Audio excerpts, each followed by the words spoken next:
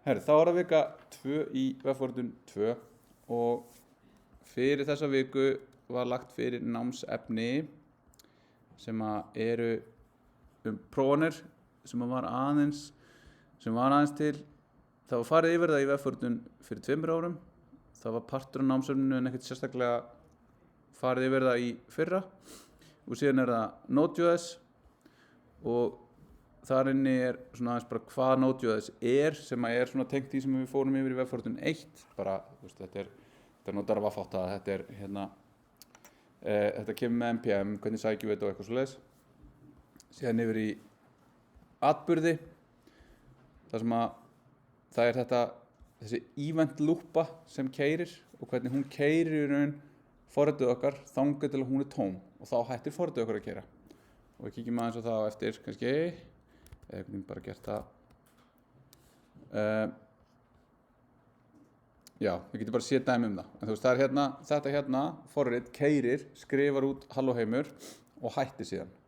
Þetta forrit keyrir í raun endalaust, sem þýðir að það endalaust eitthvað á event loopunni, þannig að forritið mun aldrei hætta og það mun í raun alltaf þurfa einhvern veginn að drepa það með Ctrl+C eða bara drepa terminalið eða eitthvað svoleiðis. En það ástæðan að það alltaf að bíða eftir eitthvað gerist. Og þetta það sem við munum sjá eins og með vefþjóna, að vefþjónar bíða bara eftir requestum þannig að við segjum að hætta að bíða. Spurning. Já, ég skil þig. Og þá þetta forrit sem keyrir hér, setur bara þetta set interval sem segir bara þá á 1000 millisekúndna fresti á að keyra þetta sem því að það munir bara keyra það eilífu eða þannig til þetta hættir. Og þessi event loopa í raun það sem leyfir okkur að gera hluti sem taka lengri tíma, eins og til dæmis að lesa af disk eða eiga samskipti yfir network,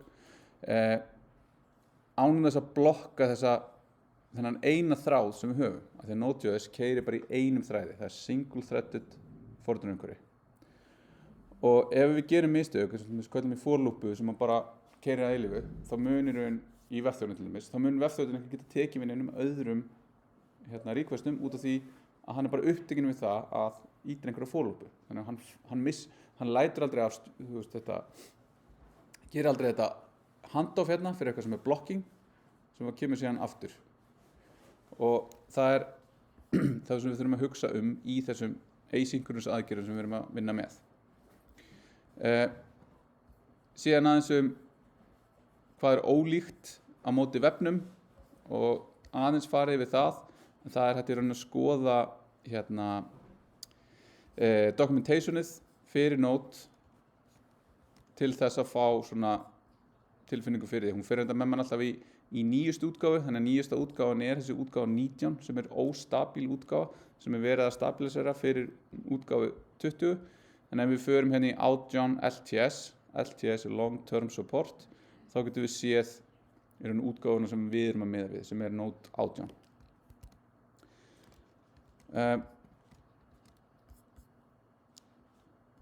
Síðan út af því að verandi mál sem að les gögn á disk og svona, þá þarf það að hafa einhverja leið til að geta unnið með binary gögn og var áður en það var orðið vel skilgreint í spec fyrir bara vefinn, að þá var til þessi buffer, en núna erum við komið með typed array sem leyfir okkur að vinna með fylki af gögnum sem eru bara binary gögn, sem eru þá bara fylki af bitum og bætum og munum sjá á einhverju leyti það og það sem það allir leyfir okkur að skilgreina í hvaða stafasetti við erum að vinna með gögnin til þess að geta þá sagt, hey, ég að lesa þessa skrá á disk, hún í UTF-8, hún í einhverju öðru stafasetti og ég get fengið henn og ég fæ rétta stafi. Af því munið alveg í byrjunin á vefforritun 1, þá tölum við stafasett og það í raun þetta. Hvernig gögn eru kóðuð á disk í tölvum skiptir máli. Út af því annars getum við fengið bara brengluð gögn sem eru bara, við vitum ekki alveg hvað en þá það út af því við erum að taka eitthvað sem í UTF-8 og birta það sem ISO 88591 sem gamalt stafasett, eða svona gamalt stafasett sem var mikið notað á Íslandi til þess að kóða íslenska stafi. Eða ASCII sem hefur bara stuðning við enska stafröð og svo framvegis. síðan erum við með leiðir til þess að tala við skráarkerfið í gegnum FS og síðan það sem við notum frekar FS/promises sem að leyfir okkur að gera þessa hluti að lesa upp skrár, lesa upp direktoríur, athuga hvort eitthvað sé direktorí eða skrá, hvort það til eða ekki, skrifa skrár, búa til möppur og svo framvegis. Og síðan höfum við stuðning við async og await lykilorðin sem eru þessi syntactic sjúkar on promises sem leyfir okkur að skrifa svona ágætlega svona procedural kóða þar sem við lesum hann svolítið bara svona niður á við í stöðunum við erum mikið með svona then sem getur komið við erum að nota promises og síðan erum við með þessar unhandled promises sem að ef við búum til villu sem að við erum mjög líklegir til að gera þegar við erum bara briskar mannverur að ef við erum að nota async og await þá getum við lent í því að þessar villur í raun séu ekki meðhöndlaðar og fari alla leiðina upp í keisluumhverfið og við fáum þetta unhandled promise rejection warning en til þess að komast hjá því þá getum við til dæmis eins og hérna við erum með cuts á því falli sem við erum að kalli en út af þetta hérna kalli er async sem því er í svari við þessu þar sem þetta fall skilar er promise og promise hafa sett then og cuts async leifir okkur að thennið keyri bara þannig að þegar þetta er búið eða þú veist, einhver að veita þetta þá gerist eitthvað en hérna þurfum við að setja cutsið líka til þess að fá þá einhverja villu sem getur komið fyrir í þessu síðan með einingarnar aftur eitthvað sem við fórum yfir í Webfortune 1 en þarna erum við með munin á CommonJS sem var svona de facto staðall til þess að fólk getur bara búið til einingar og forritunum til þess að getur dreift sem aðri getur notaði yfir í síðan ECMAScript module sem er í raun staðlaði parturinn til að búa til einingar sem er það sem við munum eingöngu nota.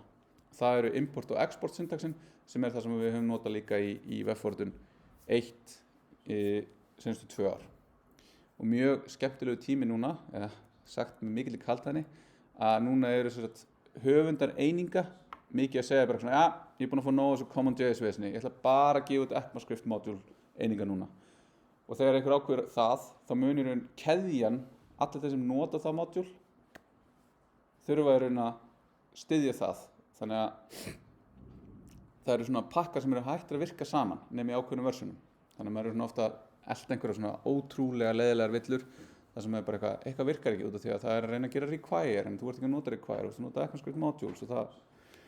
Og já, þetta er stuð. En það sem ég ætla aðeins að byrja á núna eru þessar prófanir, eða bara svona testing. Það er hvað er það bara að skrifa próf fyrir kóðan okkar. Og hversu mörg okkar hafa notað eitthvað svona sem við getum kallað unit test, integration test, end-to-end test. 2, 3, já. Vitið, hafið sensað hvað þetta er? Þetta er þetta. Ég er búinn að skrifa einhvern forritskóða og ég er bara eitthvað, ok, frábær forritskóði, hann er rock solid, þangað til eitthvað kemur upp á. Og þá er þetta spurningin, hvenær gerist þetta eitthvað kemur upp á? Er það eitthvað sem að við stresstestum kóðun okkar? Eða er það eitthvað sem að notandi kóðun sem er lendi bara einhvern tímann þegar viðkomandi gerir eitthvað sem við byggumst ekki við? Sendin streng í snæðan fyrir tölu, allt í einu springur bara forritið okkur í loft upp. Þá er þetta leið til þess að búa til einhver test sem bara keyra og hjálpa okkur við 2 hluti. Skilgreina bara hvernig forritið okkar á að líta út, hvernig það á að haga sér, hvað er API-ið á því. Og hins vegar að komast að því í raun eru við að hugsa alla mögulegar niðurstöður. Og þetta er held ég, þú veist, þetta er ekkert kennt svona vissuleiti fyrir bara þið komið í masterskurs level eða þú veist það er prófun hugbúnaðar sem er að fara yfir þetta en bara út af því allavega mér finnst auðvelt að koma af stað einhverju svona testumhverfi í þessu forritunarumhverfi sem við erum að vinna með og þá eru til mörg library fyrir það og við ætlum að skoða Jest heitir það, þar sem að við erum í raun bara með mjög svona fljótlega leið til þess að koma þessu í gagnið. Þannig að ef við hunsum þetta hérna coverage möppuna hérna og horfum bara á það sem við erum með hérna vinstra megin og skoðum aðeins, þannig ég er búin að forbaka hérna smá dæmi. Það sem við erum með hérna er í raun bara það sem kemur úr því að keyra npm init og stakka þetta aðeins. Þetta er betur svona og færum þetta aðeins til hliðar hérna. Þannig að þetta hérna er bara keyra npm init yes sem bara býr til package station skrá fyrir okkur.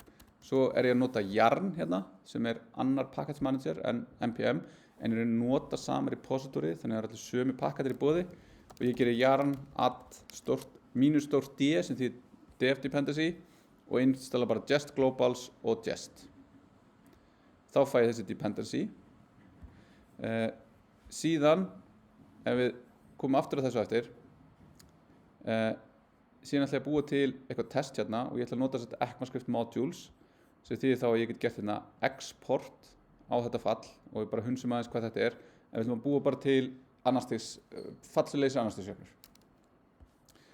Og þetta er API-ið á því falli.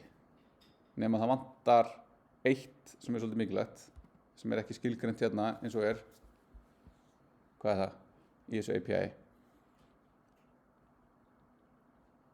Það er reynda skilgreint hérna smá, en ef við horfum bara á þessu hérna línu, og þá kemur það hérna þegar ég er búinn að hérna, nota JSDoc hérna, þannig að ég fjarlægi þetta. Hvað vantar? Ég var að fjarlægi það. Hvað er skilagildið? Akkurat. Þannig að við sjáum hérna hvað þetta tekur inn og við sjáum núna hérna út af því að við erum að vinna í JavaScript og JavaScript er með dynamic typing sem þýðir að öll argumentin sem kom inn í þetta fall eru bara hvað sem er gildi í JavaScript. Strengur, fall, tala, boolean, object, bara hvað sem er. Og við sjáum það hérna í þessu að það er ekki tilgreint hvað þetta er. Og við munum nota þess að TypeScript seinna meir til þess að geta gert það. Þá kemur það eitthvað svona number, þetta á að vera tala. En ok, þetta er ekki samt staðlað í JavaScript. Þetta er bara, það er engin leið til að gera þetta í JavaScript. Þannig við verðum að færa okkur í annað forritunarmál sem er supersett af JavaScript sem leyfir okkur að bæta þessu við. En ef við notum JSDoc sem er þessi hérna stíll af kommentum sem kemur frá Javadoc, þá getum við gefið þessar upplýsingar og VS Code mun grípa þetta og núna segja þetta er fall sem tekur inn 3 tölur eða 1 tölu og 2 any og skilar okkur fylki af tölum. Og þá er þetta hérna fylkis short syntax sem kemur hérna sem leyfir okkur að vita það. Og þá sjáum við hérna stjarnan hérna er any, þannig að við breytum því bara núna í number og þessu í number svona, og þá sjáum við núna tekur inn 3 tölur, skilar fylki af tölum. En þá kemur aftur spurningin, er það að skila fylki af tölum gott API fyrir þetta fall? Ættum við fyrir að skila object sem að væri með A og B. Væri A og B gott nafn á þessu? Það komum fullt af svona spurningum bara svona miniature svona API hönnunarlegar spurningar sem samt skipta mjög miklu máli þegar það er svona compounda yfir í heilt forrit. Þannig að hafa þetta alltaf í huga og vera alltaf að passa sig upp á að vita svona hvað erum við að gera, hafa að minnsta kosti einhver rök fyrir því, er sniðugt. En ok, hérna erum við með export og það virkar ekki í Node nema við segjum sérstaklega að við ætlum að nota ECMAScript modules. Og það gerist með því að setja package station með bara type module inn í þetta. Það segir þá alla skrár inn í þessari möppu, þær fylgja ECMAScript modules. Þannig við erum að opta inn í það að nota ECMAScript modules í staðan fyrir það að nota CommonJS. Ok? Þannig við þurfum það og svo þurfum við hérna, erum við með type module líka og síðan út af því að við erum að nota þetta sem er ennþá flokkað sem experimental og þá þurfum við að senda þetta inn í Jest með þessari env breytu hér til þess að Jest viti að við sem að nota ExtraScript module. Annars reynir Jest að nota CommonJS og við fáum villur. En eftir þetta þá getum við í raun keyrt testin okkar og þá erum við bara með hérna 3 test. Spurning? Hver var þetta munurinn á CommonJS og ECMAScript? Það er export og... Export og import er ECMAScript modules. Require sem kemur þá svona const foo og require Jest. Þetta er CommonJS syntaxin. Þannig að svona segi ég ætla að nota eitthvað og ef ég ætla að export einhverju þá segi ég hérna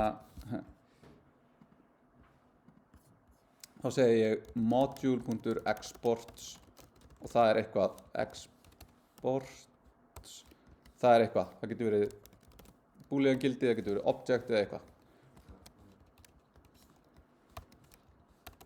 Ok, þannig núna erum við með þetta fall og eins og þá gerir þetta fall ekki neitt, það er bara hérna með minni það hvernig við reiknum þetta og þá get ég farið núna og keyrt þetta skrift sem er hérna, sem er bara npm test eða yarn test og við það þá keyrir testið okkar og við sjáum að við fáum hérna fyrir fyrsta testið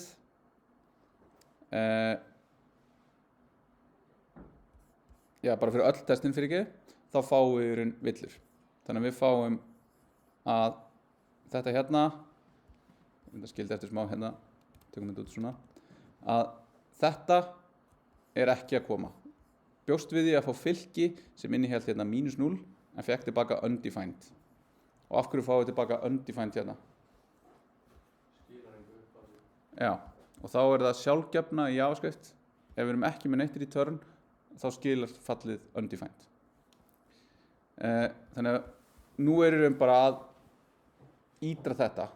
En áður en við gerum það, þá er 2 sem við getum gert. 1 er í raun að keyra watch, sem er þá, test watch, sem þýðir þá að við setjum Jest í það mót að það er að fylgjast með því að við gerum einhverja breytingar.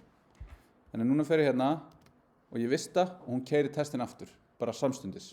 Ég vista testin og hún keyrir aftur samstundis. Því þýðir að ég, sem er að skrifa testin, þarf ekki að fara hingað, skrifa yarn test eða upp og enter, heldur yfir feedback loopan og við erum búin að þjappa henni niður í næstu því það minnsta sem við gætum haft hann í. Þannig ég get sagt núna hérna, return 0. Ok? Þá er þetta hérna vitlaust. Við gerum return innan fylkis 0 og þá er fyrsta testið okkar, það er orðið grænt. Það passar. Þá get ég sagt hérna skip og þá segir núna að öll testi mín keyra. Og það hefur kannski heyrt test driven development að þá er það þannig, svona alveg mest hardcore útgáðan af því er í raun að hérna byrja með testin og skrifa svo kóða sem uppfyllir testið þangað til að testið er orðið grænt og fara síðan yfir í næsta test. Það gerir testin rauð og við gerum testið grænt. Og svo getum við bætt inn í þetta að refactora. Þannig að við sjáum hérna, ok, ég er búin að skrifa 10 test, kóðinn minn er orðið svolítið svipalegur. Ég ætla að refactora, en ef ég gerir villu í refactorinu sem brýtur testið, þá verður testin rauð og ég veit að ég braut það sem ég hef búin að gera. Þannig að þá sleppi ég þeirri refactori eða refactor þannig til það komið í lag. Þannig að við erum í raun að búa til bara öryggisnet sem segir bara eitthvað, hey, það er alltaf í lagi að breyta þessu falli. Þannig að ef þið einhvern tíma upplifað það, þið eru búin að vera að forrita og þið þorið ekki að snerta fallið ykkar eða eitthvað út af því að ef ég breyti þessu, þetta er bara spilaborg, þá mun allt brotna. Og það losnum við þá tilfinningu. Þegar mér persónulega finnst það mjög óþægileg tilfinning að vera bara eitthvað svona, ég þori ekki að breyta neinu út af því að eitthvað gæti brotnað. Þannig að með því að nota svona test, þá getum við í raun laga þessa tilfinningu. Hitt er í raun þetta, hvað eigum við að testa? Ég geti testað að þetta skilir 0 allan dag, bara með því að hækka þessa tölu hérna upp í 1 upp í 100 og eitthvað, eða eitthvað sem við myndi skilja allavega 0. og það það breytir einhvern veginn, við erum alltaf bara að prófa sama kóðan og þá kemur inn í sem er coverage og þá getum við sendt hérna annan option sem heitir coverage sem keyrir testin okkar og gefur okkur upplýsingar hvað við erum að testa. Núna, út af því að við erum bara með eitt fall sem er með eina línu eða 2 línur og skilar þessu hér, að þá erum við með í raun 100% statement coverage, 100% branch coverage. Statements er til dæmis ef við erum með if A og B. Þá er þetta statement sem getur verið með 2 í raun eða 4 útkomur, bara út frá boolean logík. Branch er if og else, erum við að prófa ifið og elseið, ifið, else ifið, erum við að prófa öll switch statementin og svoleiðis. Funksjónin erum við bara að prófa all föllin sem er í skránni og svo línunar, erum við að keyra alla línunar í skránni. Og það sem gerist þarna baka tjöldin er að þessi kóði sem við erum með hérna, hann er tekinn, hann er instrumentar, þannig að það eru settir inn svona markarar inn í allt þetta hérna og svo er athugað hvort að það keyri þegar testið keyrir kóðan. Og þetta getur hjálpað okkur þá við það, ef við viljum vera alveg bara korrekt í þessu, sem er mjög erfitt. Það er mjög auðvelt í byrjuninni, en það verður mjög erfitt eftir því sem maður skrifar meira svona alvöru kóða, að halda þessu hlutfalli hærra. Og líka þegar við bætum við testi, vorum við að bæta coverage okkar. Þegar við vorum ekki að bæta það, þá vorum við líklegast að testa eitthvað sem er nú þegar testað. Ok, make þetta sense? Það þýðir þá að nú getum við útfært þetta og við getum sagt það hérna, nú ætlum ég bara að taka inn næsta test. Og þá núna fæ ég hérna, þetta ætti að skila okkur 2 rótum sem er í 0 og í -2, en við fáum bara 0. Þannig að við fáum hérna, það vantar þessa hérna tölu. Ok, þá gæti ég hérna bara mjög nægt gert svona, þá er ég bara búin að snúa þessu við, fyrsta testið okkar feilaði, þannig að við verðum að reikna eitthvað, við verðum að gera eitthvað lógík sem lætur þetta virka. Og þá tökum við hérna og segjum, ok, við fáum 2 rætur, hvað er það bara, nei, þetta er mjög, þú veist þannig, ok, þetta er inn í fallinu, það skiptir ekki öllu máli, og jóð, og það er sem sagt svona, og við ætlum þá að skila hérna og jóð, ok, þá fáum við þess að skemmtilegu hérna að við fáum, fyrir fyrsta testið, að við fáum ekki 0, heldur fáum við -0, sem er áhugavert, sem er það að það gerðu greinamuninn í JavaScript á 0 og -0, +0 og neikvæðu 0. Þá er einmitt spurningin, ok, hvað ætlum við að gera? Ætlum við að normalisera þetta þannig að 0 er alltaf 0? Mengar það ekki meira sens, þú veist? Þannig að við getum sagt þá einhvern veginn hérna jafnt og -0, þá skila 0, annars skila ok, og þá sama hér, -0, 0, jóð. Ok, nú erum við komin með 2 rætur þarna sem eru báðar 0, þannig að núna er aftur, við þurftum þá kannski að bæta við einhverju línu hérna sem að passar upp á, en hérna, samt áhugavert, nú erum við komin alltaf með branch coverageið er 75%. Út af því að ef ég laga þetta hérna, að þá erum við ekki með test sem keyrir á bæði brunnsinn á einhverju í þessari hérna línu. Þannig við sjáum uncovered lines, lína 21. Þetta þýðir í raun að þessi test sem við erum með hérna 2, þau eru ekki að taka í raun öll casein sem geta komið út úr þessum tertiary operator. Þannig að til þess að laga þetta, og nú getum við sagt, ok, við erum í raun ennþá með failing tests, nú getum við tekið þetta hérna og hvað við kalla það, Núna erum við bara í því að láta hlutina virka. Muni, fyrst láta þetta virka, svo láta þetta vera hratt, svo láta þetta vera fallegt. Þannig að við erum ennþá bara, og við getum alveg verið svolítið svona svolítið bara svona, já, svolítið að kúrekast þarna, þegar við getum síðan alltaf refactora svo lengi sem að testin að bjarga okkur. Þannig núna fáum við svona og þá segir hérna, ok, lína 22, þannig nú vitum við að það er þetta hérna sem er ekki testað, en við viljum samt ekki fá, ef það er sama rótin, þá viljum við ekki fá í raun 2 gildi, þannig við getum sagt, ef svona, þá viljum við bara skila einni rót, svona, ok, nú erum við komið með græn test, við erum samt að skipa hérna einu, við getum prófað hvað gerist ef við bætum því við, ok, það bætist við og nú erum við komið með fullt hérna coverage, þannig við tökum þetta út, þá erum við hérna 8000 í línu 22, þá var þetta ekki að keyra, það er að keyra ef við bætum þessu við og nú erum við komin bara með þetta og nú getum við sagt, já, ok, herri, við erum hérna reynda, nú getum við farið að refactora. Þetta hérna er óþarfa else, út af því að við getum bara gert þetta svona, út af því að, þú veist, else er í raun bara hvað gerist ef að þetta hérna keyrir ekki út af því að þetta er returner. Þannig að við getum keyrt, ok, allt er góðu. Við getum refactora eitthvað hérna og segjum sér svo, ég myndi bara eitthvað vera refactora og ég myndi óvart gera hérna i. Og þá núna grípur testið, hei, þú gerir villu. Núna er hérna lína, það er eitt test failing og það er komið uncovered line. Og þá get ég séð 29, já ok, en þú veist, ég get alltaf að backtracka mig þá yfir í það að finna hvað er það sem að hefur breyst. Þannig að þetta pluss að nota git gera það verkum að við getum mjög vel fylgst með því hvað við erum að búa til, hvort það virki, samkvæmt því spec sem er að vera til hjá okkur. Eða hérna hvort við séum í einhverjum vandræðum. Þannig að við erum að búa til kerfi, svona system utanum fordónavinnun okkar sem hjálpar okkur við það að gera betur.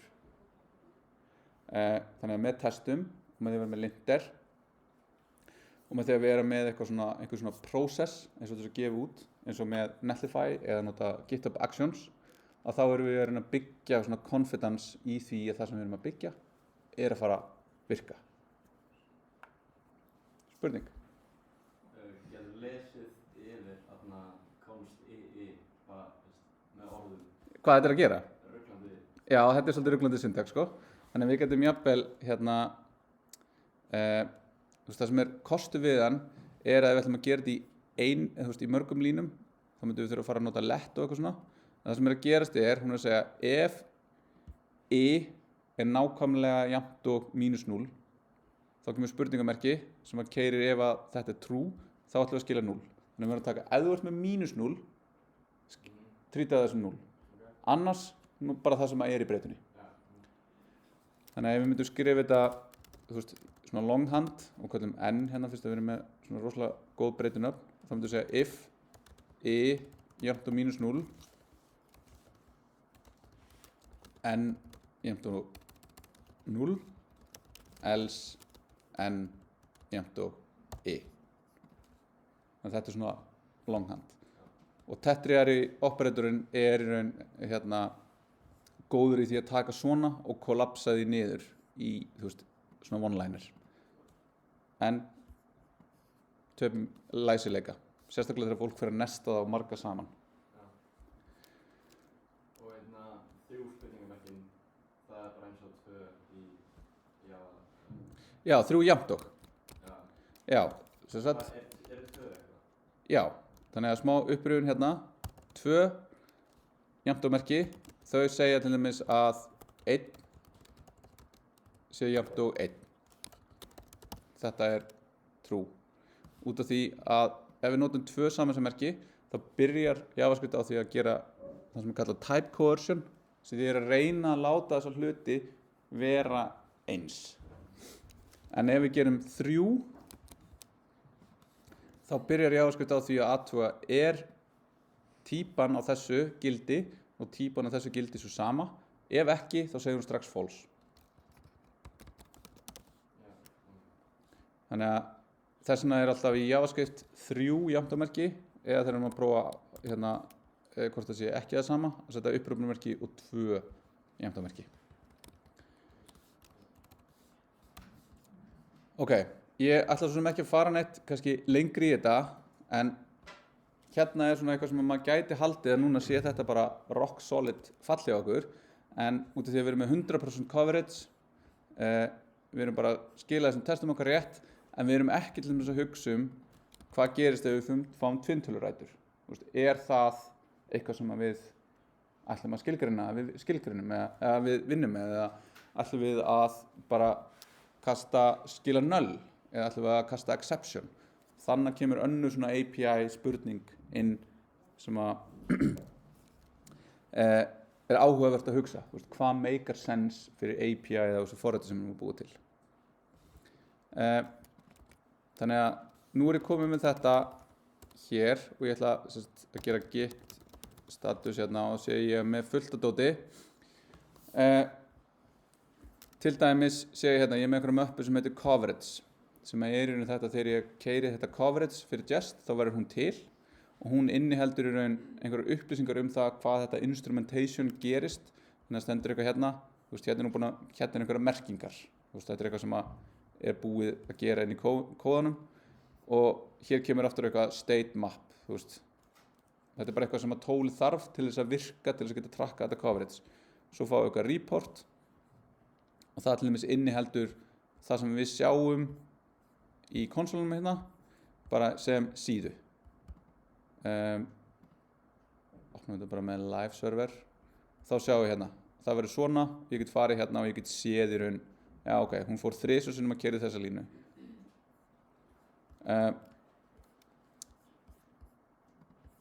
Síðan, já, kemur eitthvað þarna. Þannig að þetta er eitthvað sem er bara afleitt af því að keyra tólið. Þetta er eitthvað sem við viljum ekki fá í Git. Þannig að við setjum í Git ignore, byrjum alltaf á node modules, annars verður bara Git commitið okkar hræðilega stórt og svo getum við sett bara hérna bætt við möppunni, coverage og þá gerum við Git add aftur, Git rm coverage, fjarlægjum bara möppuna, svona, ok, fjarlægjum bara möppuna að því að við erum búin að stagea þessu, svona, keyrum þetta aftur, nú kemur hún hérna inn, hvaða stælar eru þetta? Ég ætla Git rm cast svona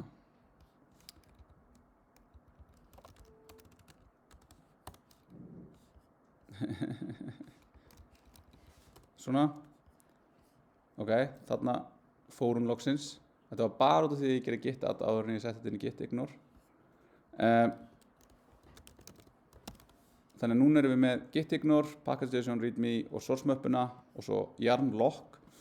En út af því að ég setti þetta upp með yarn sem að ég mun gera bara svona, stundum ætla ég að nota yarn, stundum nota ég npm, þá er í raun engin munur. Það er bara öðruvísi tól sem við þurfum að setja upp hérna sérstaklega yarn, en keyrir í raun mjög svipað npm. Notar alveg eins package.json, alveg sem package á baka sig, en hérna er í sömu verkefnum það notað, sömu fyrirtækjum það eingöngu notað, sömu fyrirtækjum eingöngu npm notað, þannig að bara þess að sjáum við bæði.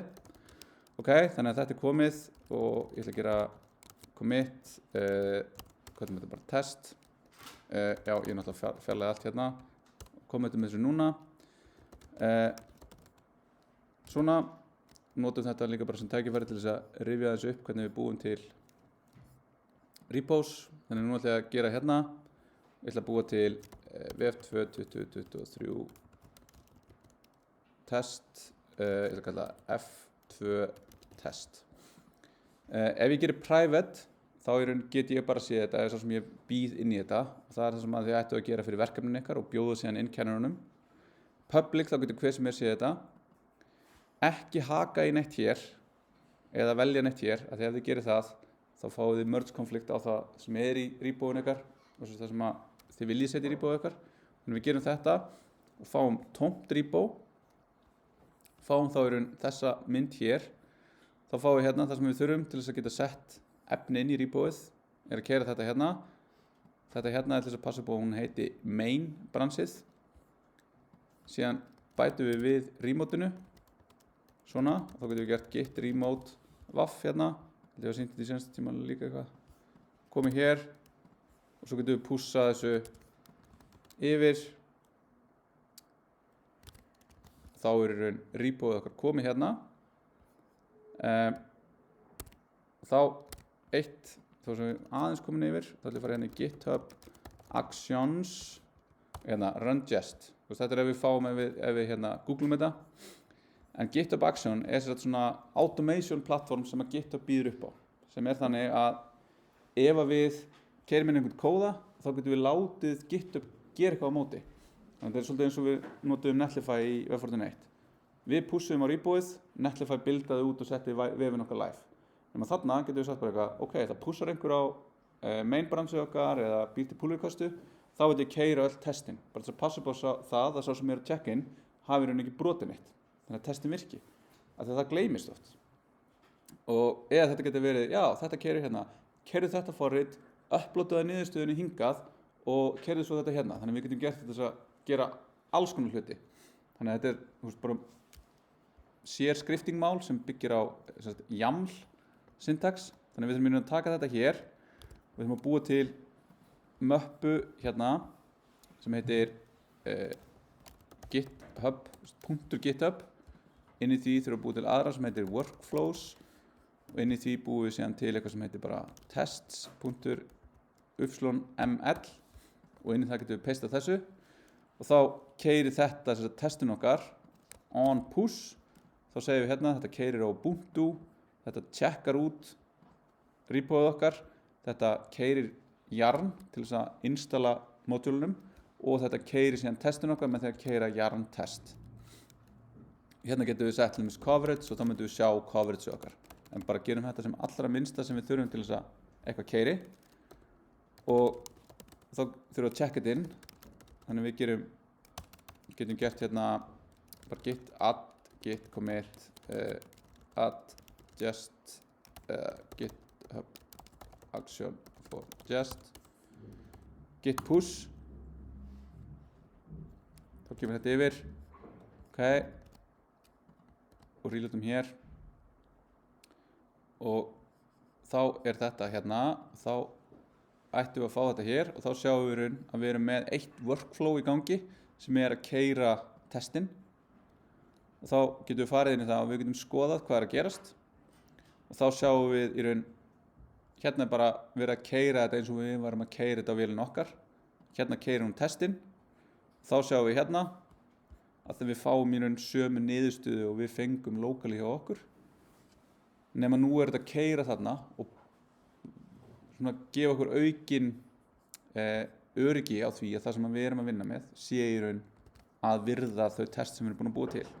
Þannig að segjum svo að við gerum hérna við búum til einhvern nýjan test feature og við förum hérna inn og við gerum einhverja villu og við erum bara eitthvað svona git commit message hérna eitthvað work in progress. Ok, þannig að nú erum við búin að búa til nýtt brans hérna. Ég gerði það í einni skipun. Við getum líka gert git brans, heitið bransin okkar eða með því að nota þetta hérna -b að þá búum við til bransið og skiptum yfir það. Við gefum því nafn. Þetta hérna er feed, kemur úr conventional commits sem eru leið til þess að skýra commitin okkar eða bransin okkar og við ætlum að kalla featurein okkar test. Bætum þetta við, gerum svo git push og þá þarf að segja hvert ætlum við að pussa þessu. Trökkum við sama heiti á bransinu á origin, gerum svona.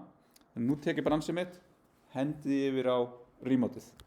Svo þýðir þá núna, ef ég fer hér, þá er ég með 2 brans hérna núna.